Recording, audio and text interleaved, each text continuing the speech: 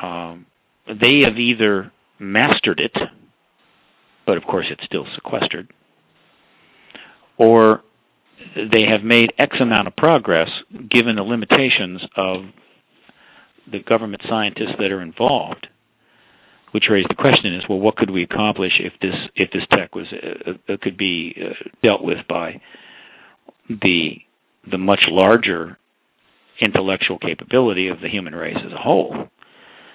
So the simple truth is that it's very likely that major world-changing technologies are currently sequestered in government laboratories, in government facilities, mostly underground, because the truth embargo is still in place, which is simply to say, and this requires some other explanation, but I don't think we'll do that tonight. But let's just make the statement that they cannot bring out those technologies and maintain the truth embargo. They can't have their cake and eat it too.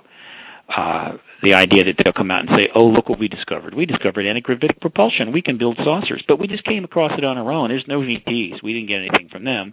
The public is now way too ahead of that, and they won't buy that for 10 minutes. So as long as the truth embargo must remain, the technologies remain sequestered. And so this equation is real simple. How are things going for us? Do we have any energy problems? Do we have any shortages? Do we have a pollution problem? Do we have a lot of starving people? Do we have wars over resources like oil? Yeah. And so the cost of keeping that technology sequestered grows with every passing day. And so we need to have it. It's that simple. As far as contact with friendly ETs and things like that, I can't go there, really. I mean, I can go there, but it's highly speculative. Disclosure is in our control. Open contact with ETs is not in our control. That will happen when they do it. Will they all be friendly? I can't guarantee that. Should we be afraid? No. I think we should be cautious, circumspect. But I don't believe we should be afraid, at least based on what I know. We should be excited, frankly. There's extraterrestrial presence. There's multiple civilizations out there, and they were there yesterday. They're going to be there tomorrow.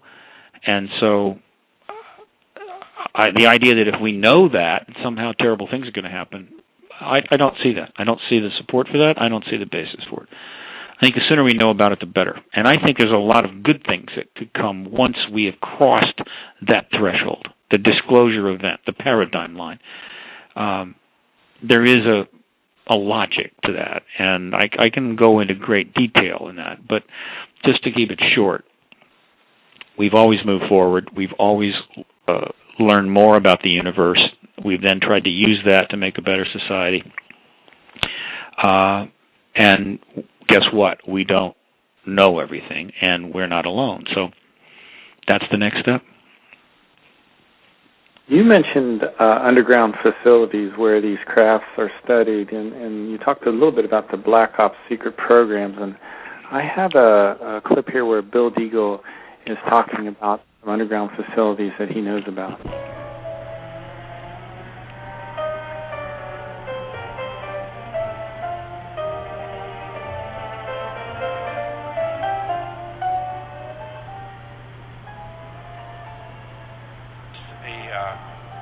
Idle saying. Why are they rushing to do this? Because they know a catastrophe is coming. And where's this money coming from? It's not coming from our regular Black Ops budgets. It's coming from the illegal sale of drugs. In the United States, there's at least, by conservative estimates, $250 billion to $500 billion of illegal drugs just sold in the United States that goes directly into underground budgets, and 90 to 95% goes for dumb one. And I'm contacted all the time by all kinds of people. Most of them are cowardly because they won't come alive on my show, but I will tell them about them, although I won't say their name. One was a Canadian who actually was working on the Aurora spacecraft. Dr. Beagle states that trillions of dollars of drug sales are now financing black operation types programs. Steve, do you think that Dr. Deagle might be correct on that? I don't have information on that. I do know that quite a bit has been written about slush fund money being generated through drug sales for the intelligence world. And that wouldn't surprise me at all. But how much money? I cannot say. That trillion number, that's a big number. I would doubt it, but again, I cannot say. But the concept has been, I think, established that monies created that way, of course, were so completely off budget that they had slush funds. It's like petty cash, right? So if they need 10, 20, 30 million for something, they didn't have to go ask anybody for it. And I think it was also done from drugs. And that's another little problem, another little public relations problem the government's going to have to answer to one day, along with countless others. And the other thing is, I think that the existence of underground bases is fully established. Richard Sauter, of course, is the leading researcher there, Sauder. He's written several books, but there's been other books. There's no question. And I think, again, I'm speculating, but feel good about saying that when the public finally learns how much underground facilities there are, their jaw's going to hit the floor. That said, it's one thing to know there are a lot of underground facilities. It's another thing to say what's exactly going on down there. That's a different matter. And what the information we have there is murky, tricky.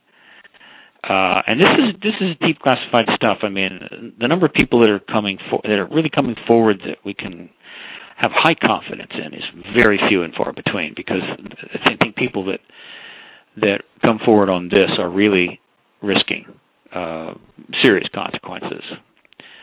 So what I'm willing to say is there's underground bases without question, and a lot of research that is being done on some of these craft is very likely being done underground because it's the safest way to do it. I mean, you do not want this being stumbled on by the press. You don't even want to be stumbled on by members of Congress. You don't want members of Congress within miles of any of these facilities. So I think they're working underground. And underground bases, ET bases, things like that, now we're getting into areas that have not been, in my view, established to the point where they could be, important parts of the advocacy process. The advocacy process, which has one goal, which is to get the U.S. government and or other governments to finally acknowledge the ET presence, is not not simply putting anything into its basket. I mean, there's a lot that cannot be used, right? This is not a haphazard thing. There are certain things which are very helpful to the advocacy process, and others that aren't. They might be more helpful at a later time, but you have to work with what you have and work with what is appropriate at the time. And so, a lot of stuff that's out there, I do not work with or utilize in the processes that I'm dealing with to try to break the truth embargo down. That sometimes is viewed as disrespect. I mean, some people say, "Well, you're not respecting this evidence, or you're not being open-minded about that." Not really. I respect all testimony. I respect everything that comes forward by and large, and until I have evidence that shows it's not true, it's something to be considered. But the what is used in the advocacy work is another matter altogether, and their choices have got to be made. Well, I think you bring up a good point, because you surely don't want to tell everybody the whole story all at once, because that is shocking to your worldview. I mean, we're talking about hidden technologies, underground base, illegal drug sales, on top of the ET existence, let me play this clip where Bob Dean talks about the changing worldview that we kind of go through when we learn about this. Mm-hmm.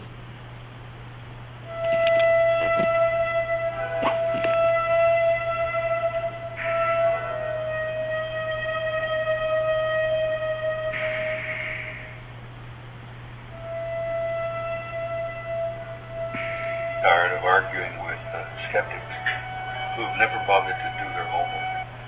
These guys are still living in the 19th century, many of them.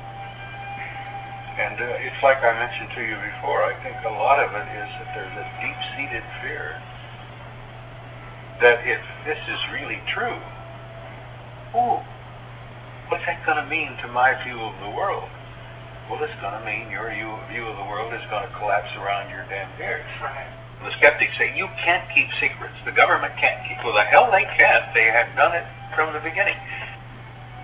How do you tell people that JFK, poor guy, was bumped off as a result of a conspiracy? It's easy to lie to the American people because they really don't do their homework. As long as you keep them entertained, they're happy.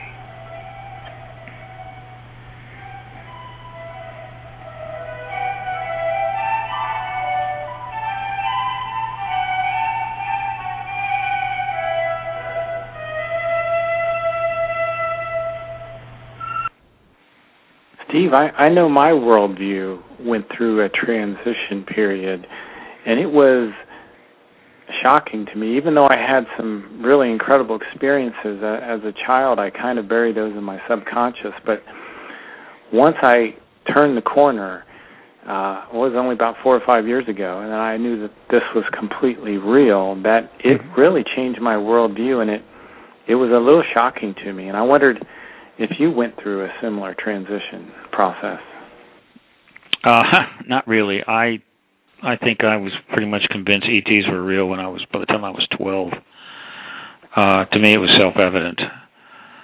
Of course, I read a lot of science fiction and what have you, but just I'm not. The fact is, I think some people are be a little bit more shocked than others. But the truth is that changing worldviews is what humans do. It's almost like it's their job. Right? We're born in this world. We have to learn a bunch of stuff. A good deal of what we learn is wrong. Then we learn maybe the right stuff, and then our life changes, and we're young, then we're teenagers, then we're middle-aged, and we're old. Our worldview is changing all the time, and then in the modern world, new stuff is happening all the time. But thank God. I mean, otherwise we would be bored to death. Humans get bored pretty easily, and if things weren't changing, boy, I tell you, you wouldn't like it. I mean, after a while, you'd be going, "Oh my God, somebody changed something." So again, the fact that the world is going to change and people's worldview is going to change is not a bad thing. It's a good thing, and the vast majority of people will be thrilled. But there's another thing here that's even more important, and that's this. There's a don't call it a disagreement so much as it's an ironic perception, namely this. And this is a result of government propaganda. Again, no people in history have been bombarded with more propaganda than the people born in the last 70 years. And I mean government propaganda, commercial propaganda, political propaganda, name it. I mean, drenched in it, right? So we've had to wade through an amazing amount of this stuff. And one of the things that has sort of emerged from this this kind of manipulation is that people can't handle the truth. And so if you tell them the truth, they'll get upset. And I would contend that this is, in fact, a substantial piece of false disinformation. or false information, disinformation.